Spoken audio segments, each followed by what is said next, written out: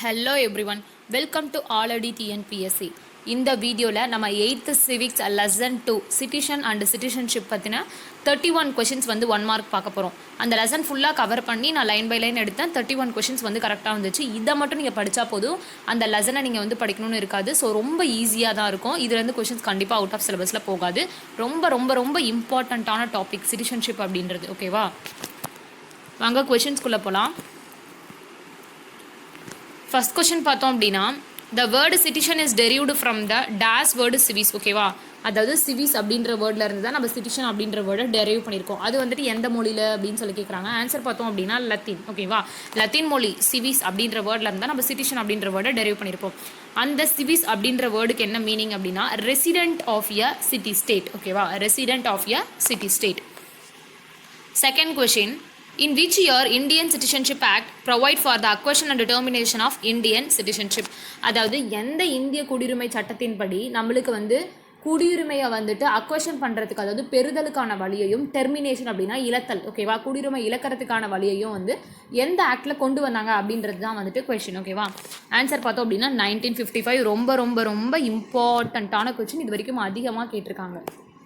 அடுத்தது தேர்ட் பார்த்தோம் அப்படின்னா, இந்தியன் கான்ஸ்டிடியூஷன் ப்ரொவைட்ஸ் ஃபார், அதாவது நம்மளோட இந்திய அரசியல் அமைப்பு நம்மளுக்கு எந்த மாதிரி குடியுரிமையை வந்து கொடுக்குறாங்க அப்படின்றது தான் வந்து இந்த கொஷினோட மீனிங். என்ன அப்படின்னு சொல்லி பார்த்தோம்னா, நம்மளுக்கு சிங்கிள் சிட்டிசன்ஷிப் அப்படின்ற கான்செப்ட் தான் வந்துட்டு கொடுக்குறாங்க. Fourth question, which part and article of the constitution deals about citizenship. குடியுரிமையை வந்துட்டு அதாவது குடியுரிமை பற்றி சொல்கிறது எந்த பார்ட்டு, அண்ட் தென் எந்த ஆர்டிக்கல்லேருந்து எந்த ஆர்டிக்கல் வரைக்கும் குடியுரிமை பற்றி சொல்கிறாங்கன்றதா கொஷின். என்ன அப்படின்னு சொல்லி பார்த்தோன்னா, பார்ட் 2 ஆர்டிக்கல் 5லேருந்து 11 வரைக்கும் தான் வந்துட்டு குடியுரிமையை பற்றி சொல்கிறாங்க. ஓகேவா, பார்ட் 2லையும் ஆர்டிக்கல் 5லேருந்து 11 வரைக்கும். இந்த ஆர்டிக்கல் 5லேருந்து 11 வரைக்கும் வந்துட்டு நான் வீடியோவோட கடைசியில் வந்து கொடுத்துருக்கேன். ஸோ அதை மேட்ச் த ஃபாலோவிங்கில் கேட்பாங்க. ஓகேவா, அதனால் நான் வந்து கடைசியில் கொடுத்துருக்கேன். ஸோ ஓவராலாக பார்க்கலாம். Fifth question, the first citizen of India is the. ஓகேவா, நம்மளோட இந்தியாவோட முதல் குடிமகன் யார் அப்படின்னு சொல்லி கேட்குறாங்க. ஓகேவா, ஆன்சர் பார்த்தோம் அப்படின்னா பிரசிடென்ட் தான். நம்மளோட பிரசிடென்ட் தான் வந்துட்டு நம்மளோட இந்தியாவோட முதல் குடிமகன். அடுத்தது sixth question, who regulate the right of citizenship by law. அதாவது நம்மளோட குடியுரிமையை அதாவது குடியுரிமை சட்டம் இருக்கு இல்லையா, அதை வந்து யார் ரெகுலேட் பண்ணுறாங்க அப்படின்றது கொஷின். ஆன்சர் பார்த்தோம் அப்படின்னா பார்லிமெண்ட். ஓகேவா, பாராளுமன்றம் தான் நம்மளோட குடியுரிமையை வந்து ரெகுலேட் பண்ணிட்டு இருக்காங்க. Seventh question, in which country the concept of single citizenship has been adopted in India. அதாவது நம்மளோட இந்திய குடியுரிமை பார்த்தோம் அப்படின்னா சிங்கிள் சிட்டிசன்ஷிப் அப்படின்னு சொல்லி நம்ம பார்த்துருப்போம். இதை வந்து இந்த கான்செப்டை நம்ம எந்த கண்ட்ரிலேருந்து நம்ம அடாப்ட் பண்ணியிருக்கோம்? யூகேலேருந்து தான் நம்ம அடாப்ட் பண்ணியிருக்கோம். ஓகேவா, United Kingdom. Eighth question, in how many ways do citizenship act 1955 provide for the acquisition of Indian citizenship. நம்ம பார்த்துருப்போம் 1955 தான் அக்வஷன் அண்ட் டெர்மினேஷன் பற்றி சொல்லியிருப்பாங்க அப்படின்னு. நம்ம இந்திய குடியுரிமையை அக்வயர் பண்ணுறதுக்குன்னு சில வேஸ் இருக்குது, டெர்மினேட் பண்ணுறதுக்குன்னு சில வேஸ் இருக்குது. அதில் அக்வயர் பண்ணுறதுக்கான வேஸ் வந்துட்டு எத்தனை அப்படின்னு சொல்லி கேட்குறாங்க. மொத்தம் பார்த்தோன்னா 5 வேஸ் இருக்குது. அது என்னன்றது நான் இதுக்கப்புறம் வர கொஷின்ஸில் வந்து கொடுத்துருக்கேன். ஸோ நான் வந்து உங்களுக்கு எக்ஸ்பிளைன் பண்ணுறேன். அடுத்தது, in how many ways do citizenship act 1955 provide for the laws of Indian citizenship. ஓகேவா, அக்வயர் பண்ணுறதுக்கு 5 வேஸ் இருக்குதுன்னு சொல்லி பார்த்தோம். டெர்மினேட் பண்ணுறதுக்கு எத்தனை வேஸ் இருக்குது அப்படின்னு சொல்லி கேட்குறாங்க. ஆன்சர் பார்த்தோம் அப்படின்னா 3 தான். 3 வேஸ் டெர்மினேஷனுக்காக, அக்வஷனுக்காக 5 வேஸ். ஓகேவா, அது என்னென்னு சொல்லி பார்க்கலாம். 10th கொஸ்டின் பாருங்கள், what are the ways to acquiring Indian citizenship. Acquire பண்ணுறதுக்கு 5 வேஸ்ன்னு சொல்லி பார்த்தோமா, இதுதான் அந்த 5 வேஸ். ஆன்சர் பார்த்தோம் அப்படின்னா ஆல் ஆஃப் த எபோ. என்னென்னா பை பர்த், பிறப்பின் அடிப்படையில், பை டெசன்ட், வம்சாவளி மூலியமா, பை ரெஜிஸ்ட்ரேஷன் அப்படின்னா பதிப்பிக்கிறாங்க இல்லையா அது, பை நேச்சுரலைசேஷன் அப்படின்னா இயற்கை, பை இன்கார்பரேஷன் ஆஃப் டெரிட்டரிஸ் அப்படின்னா வேற ஒரு டெரிட்டரியை நம்மளை இந்தியாவோட இணைச்சிக்கிறது மூலயமா அங்கே இருக்கிற மக்களுக்கு குடியுரிமை கொடுக்கறது. 11th question, what are the ways to loss of Indian citizenship அப்படின்னு கேட்குறாங்க. ஆல் ஆஃப் த எபோ தான். 3 வேஸ் இருக்குன்னு சொல்லி பார்த்தோமா, அந்த 3 வேஸ் என்னென்னா ரெனன்சியேஷன், வாலண்டரியாக குடியுரிமை வந்து வேணான்னு சொல்கிறது. டெர்மினேஷன் அப்படின்னா வந்துட்டு வேறு நாட்டில் குடியுரிமை வாங்கிட்டோம் அப்படின்னா ஆட்டோமேட்டிக்காக நம்ம நாட்டோட குடியுரிமை வந்துட்டு அவங்களுக்கு ரத்தாயிடும். டிப்ரிவியேஷன் அப்படின்னா ஃப்ராடுத்தனம் பண்ணி குடியுரிமை வாங்கியிருப்பாங்கல்ல அந்த டைமிங்கில். அப்புறம் ஏதாவது எனிமி கண்ட்ரிஸ் கூட வார் நடந்துட்டு இருக்கும் போது அந்த டைமிங்கில் அவங்க கூட நம்ம வந்து அன்லாஃபுல்லாக ட்ரேட் வச்சுக்கிட்டா, அந்த மாதிரி கான்டெக்ட்ஸ்லாம் இருந்துச்சு அப்படின்னா அந்த டைம்லேயும் நம்மளோட குடியுரிமை வந்து பறிச்சிருவாங்க. டிப்ரிவியேஷனை குடியுரிமையை பறித்தல். 12th கொஸ்டின் பார்த்தோம் அப்படின்னா which of the following is not a condition for becoming the citizen of India. அதாவது இந்திய குடிமகனாக ஆகிறதுக்குன்னு சில வேஸ்லாம் இருக்குது அப்படின்னு சொல்லிட்டு 5 வேஸ் பார்த்தோம். ஓகேவா, அதில் இல்லாதது என்ன அப்படின்னு சொல்லி கேட்குறாங்க. Acquiring property. வெளிநாடு இப்போ வந்து 2 வெளிநாட்டுக்காரங்க வந்து இந்தியாவில் ப்ராப்பர்ட்டி வாங்கிட்டாங்கன்னா அது மூலிமா உங்களுக்கு குடியுரிமை கொடுக்க முடியுமா? கண்டிப்பாக கிடையாது. ஓகேவா, அதனால் ப்ராப்பர்ட்டி வாங்குறது மூலியமால குடியுரிமை கொடுக்க முடியாது. ஓகேவா, இந்த பர்த்து, டெசன்ட், நேச்சுரலைசேஷன் இதெல்லாம் நம்ம அக்வேஷன் பண்ணுறதுக்கான வழி அப்படின்னு சொல்லிட்டு ஒரு 5 வேஸ் பார்க்கும்போது அது இதை பார்த்துருப்போம். அடுத்தது 13th கொஸ்டின் பார்த்தோம் அப்படின்னா which country has a dual citizenship. நான் வந்து புக்கில் கொடுத்துருக்க கண்ட்ரி மட்டும் தான் கொடுத்துருக்கேன். ஓகேவா, ஆன்சர் பார்த்தோம் அப்படின்னா A and B. ஓகேவா, அதாவது என்னென்னா அமெரிக்கா அண்டு ஸ்விட்சர்லாந்து, இது ரெண்டுமே வந்து டியூவல் சிட்டிசன்ஷிப் தான்.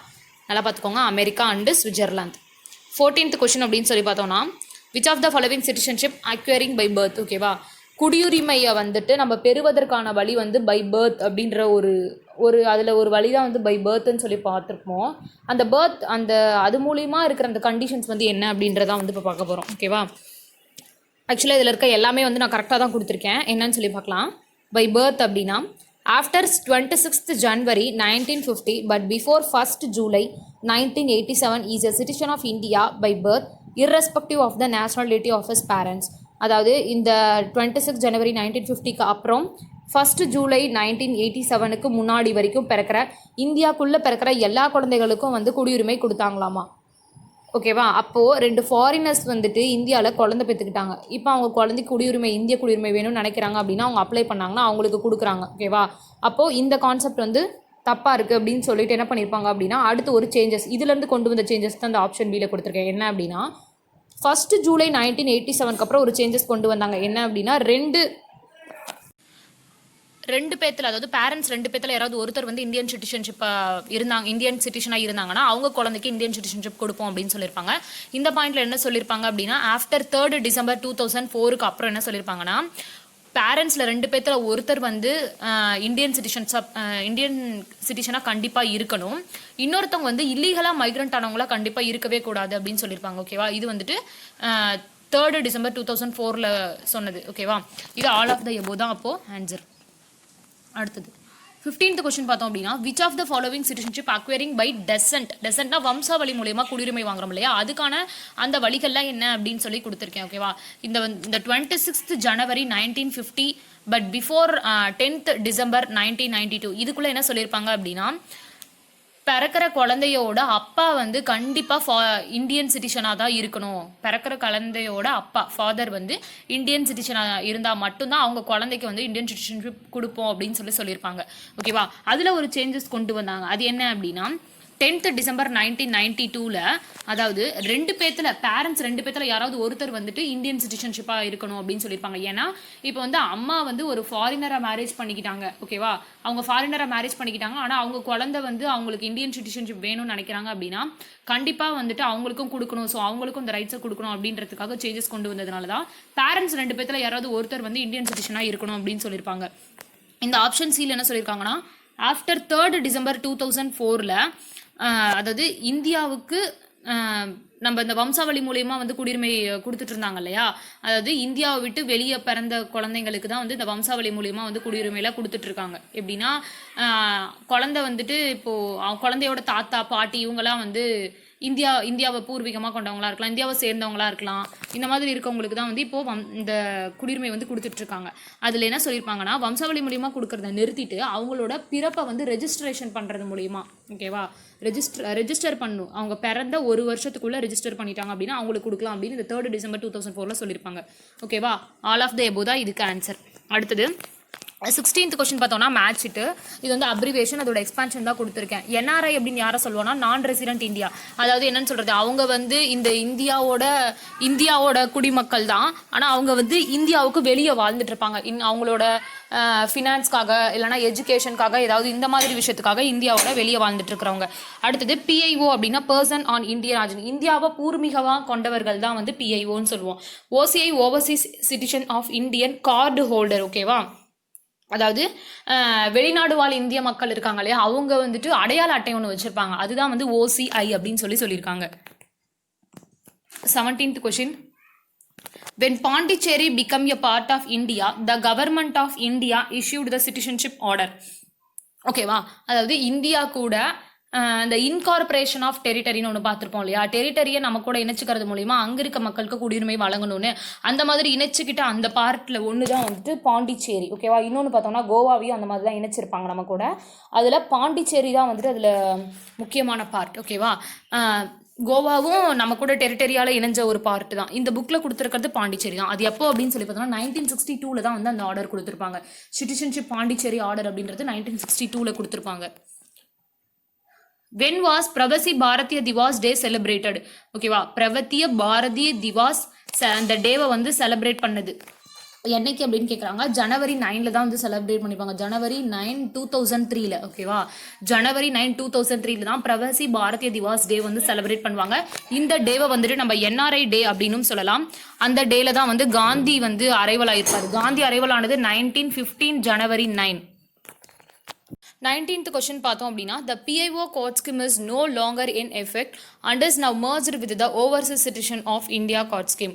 PIO code அப்படின்றது பர்சன் வந்து இந்தியாவில் ஆர்ஜின் ஆனவங்க, அதாவது இந்தியாவை பூர்வீகமாக கொண்டவர்களுக்குன்னு ஒரு கார்டு வந்து கொடுத்துருப்பாங்க. அந்த கார்டு அப்படின்றது ரொம்ப நாள் வந்து எஃபெக்டில் கிடையாது. அது என்ன பண்ணியிருப்பாங்கன்னா OCI கார்டோட merge பண்ணியிருப்பாங்க. அது வந்து எப்போ அப்படின்னு சொல்லி கேட்குறாங்க. ஆன்சர் பார்த்தோம் அப்படின்னா ஜனவரி 9, 2015 தான் வந்துட்டு அது ரெண்டையும் வந்து merge பண்ணியிருப்பாங்க. ஓகேவா, ஜனவரி 9, 2015. 20th question பார்த்தோம் அப்படின்னா, an Indian citizen who is residing outside India and holds an Indian passport. அதாவது இந்தியாவோட சிட்டிசன் தான், ஆனால் அவங்க வந்து இந்தியாவை விட்டு சில காரணங்களுக்காக வெளியே வந்து தங்கியிருக்காங்க. அதாவது படிப்பாக இருக்கலாம், அப்படி இல்லைனா ஃபினான்ஷியல் ப்ராப்ளம், ஏதாவது ஒர்க் இந்த மாதிரி பேஸ் பண்ணி அவங்க வந்து போயிருக்கலாம். அவங்க வந்து இந்தியன் பாஸ்போர்ட் வச்சுருப்பாங்க. அது யார் அப்படின்னு கேட்குறாங்க, NRI தான், நான் ரெசிடென்ட் இந்தியன். ஓகேவா, அடுத்தது, it is an immigration status permitting a foreign citizen of India origin to live and work in the Republic of India indefinitely. அதாவது என்ன சொல்லியிருக்காங்க அப்படின்னா, வெளிநாடு வாழ் இந்தியர்களுக்குன்னு சொல்லிட்டு ஒரு அடையாள அட்டை கொடுத்தாங்க இல்லையா, அதுதான் இந்த கொஷின். என்ன அப்படின்னா, இந்தியன் ஆர்ஜின் இந்தியாவுக்குள்ளே வந்து அவங்க வந்து வாழ்கிறதுக்கும் சரி, அவங்க வந்து ஒர்க் பண்ணுறதுக்கும் வந்துட்டு ஃப்ரீடம் கொடுத்தது எந்த கார்டு மூலிமா அப்படின்னா இந்த OCI கார்டு தான். ஓகேவா, OCI கார்டு மூலிமா தான் இவங்களுக்கு அந்த மாதிரி ஒரு ஃப்ரீடம்ஸ் கொடுத்துருப்பாங்க. ஓகேவா, அடுத்தது 22nd question பார்த்தோம் அப்படின்னா, Pravasiya Bharatiya Divas is celebrated once in every days year. Pravasi Bharatiya Divas அப்படின்ற இந்த டேவை வந்துட்டு நம்ம என்ஆர்ஐ டேன்னு சொல்லுவோம் அப்படின்னு சொல்லி பார்த்துருப்போம். இதை வந்து எப்போ செலிப்ரேட் பண்ணாங்கன்னு பார்த்தோம், ஜனவரி 9 செலிப்ரேட் பண்ணாங்கன்னு சொல்லி பார்த்துருப்போம். இது என்ன பண்ணியிருப்பாங்க அப்படின்னா 2 வருஷத்துக்கு ஒரு முறை தான் செலிப்ரேட் பண்ணுவாங்க, ஒன்ஸ் எவ்ரி 2 years.